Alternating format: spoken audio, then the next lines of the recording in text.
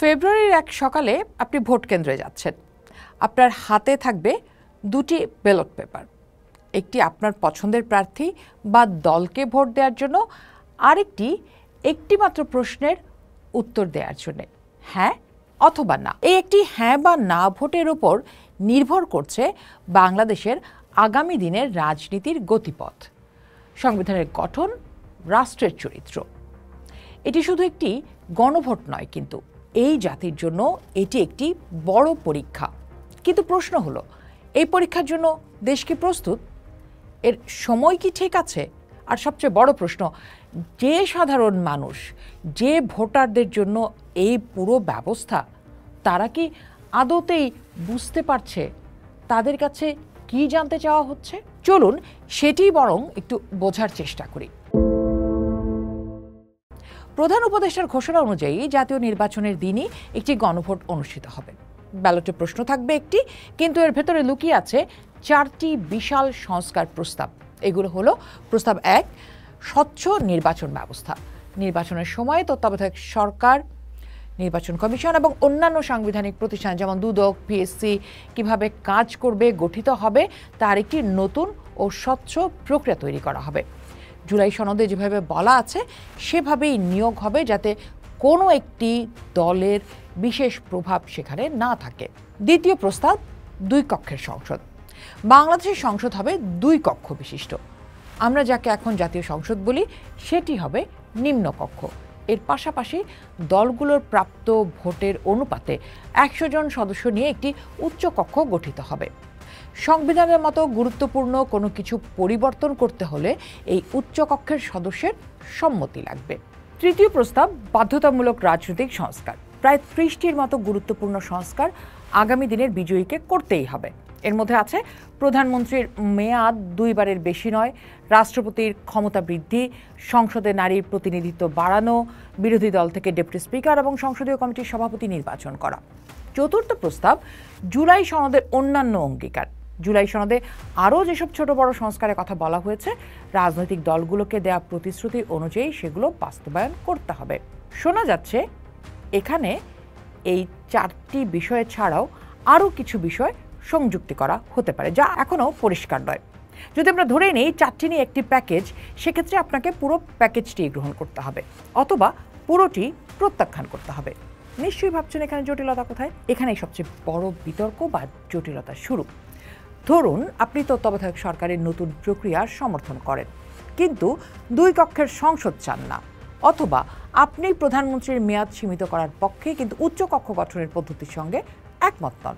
আপনার জন্য আলাদা করে মত দেওয়ার কোনো সুযোগ নেই। যেমনটা বিএনপির সিনিয়র যুগ্ম মহাসচিব রুহুল কবির রিজভী বলছেন যে গণভোটের 4টি প্রশ্নের কোনো একটির সঙ্গে দ্বিমত থাকলে সেখানে না বলার সুযোগটা কোথায়?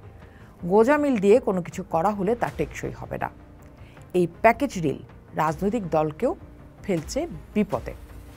যেমন বিএনপি তত্ত্বাবধায়ক সরকার ও উচ্চকক্ষের পক্ষে, কিন্তু জুলাই সনদে যেভাবে উচ্চকক্ষ গঠনের কথা বলা হয়েছে তাতে তাদের আপত্তি রয়েছে।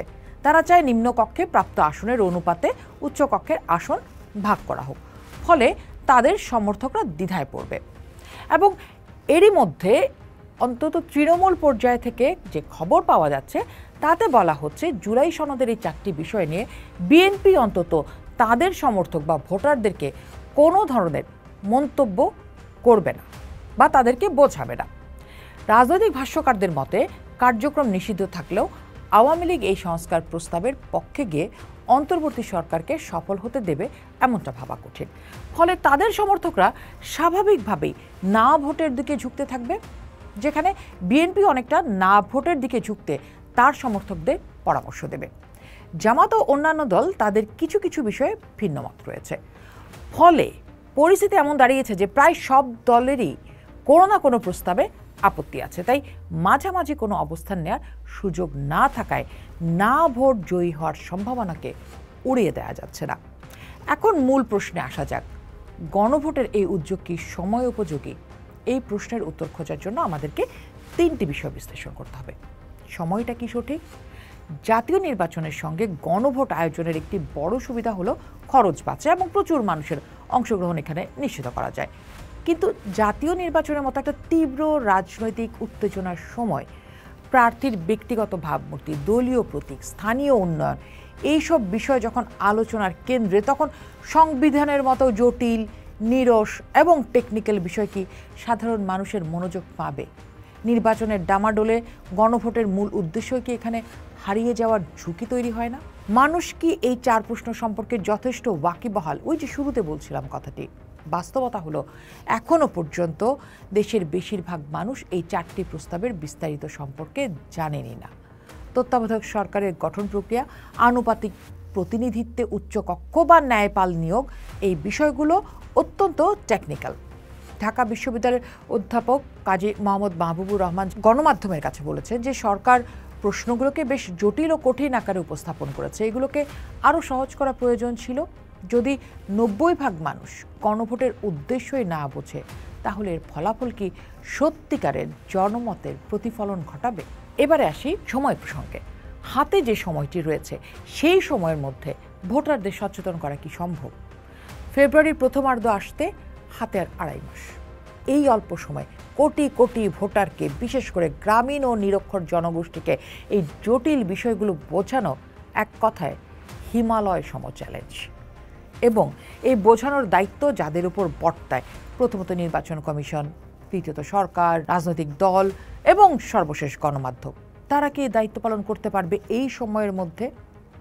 আমি যদি চ্যালেঞ্জগুলি দেখি, চ্যালেঞ্জ হচ্ছে প্রতিটি দল নিজেদের সুবিধা অনুযায়ী এই প্রস্তাবগুলোকে ব্যাখ্যা করবে। কেউ বলবে হ্যাঁ ভোট দিয়ে দেশকে বাঁচান, অন্য কেউ বলবে না ভোট দিয়ে ষড়যন্ত্র রুখে দিন। এর ফলে ভোটাররা আরও বিভ্রান্ত হবেন। এবার আসে ফলাফলে। ফলাফল যাই হোক, ভবিষ্যৎ কি? যদি হ্যাঁ জয়ী হয়, তাহলে বাংলাদেশ একটি নতুন সাংবিধানিক সংস্কারের যুগে প্রবেশ করবে। আগামী সংসদ একটি সংবিধান সংস্কার পরিষদ হিসেবেও কাজ করবে এবং 180 দিনের মধ্যে জুলাই সনদের প্রস্তাবগুলো আইনে পরিণত করবে। এটি হবে একটি যুগান্তকারী ঘটনা। যদি না জয়ী হয়, তাহলে কি সব শেষ? না, তবে সব কিছু চরম অনিশ্চয়তার মধ্যে পড়বে। জুলাই সনদের আইনি বাধ্যবাধকতা থাকবে না। তখন সংস্কারের বিষয়টি পুরোপুরি নির্ভর করবে নির্বাচনে যেই দলটি জয়ী হয়ে আসছে তাদের ইচ্ছা অনিচ্ছার উপর। অতীতে স্বৈরাচার পতনের পর আমরা দেখেছি 3 জোটের রূপরেখা তৈরি হয়েছিল, কিন্তু সেটার আইনি ভিত্তি না থাকায় বেশিরভাগই বাস্তবায়ন হয়নি।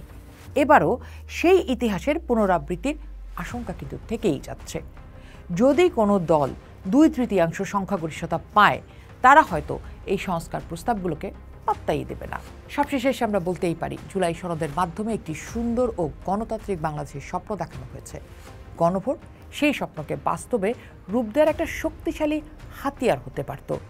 কিন্তু তাড়াহুড়ো করে একটি জটিল ও সব অথবা কিছুই না ধরনের প্রশ্ন তৈরি করে ভোটারদের পুরোপুরি সচেতন না করে আয়োজিত এই গণভোট তার মূল উদ্দেশ্য পূরণে কতটা সফল হবে তা নিয়ে গভীর সংশয় রয়েছে বিশেষজ্ঞ মহলে। ফেব্রুয়ারির সেই ভোট শুধু সরকার পরিবর্তনের ভোট হবে না, এটি বাংলাদেশের রাজনৈতিক কাঠামোর ভাগ্য নির্ধারণের ভোট।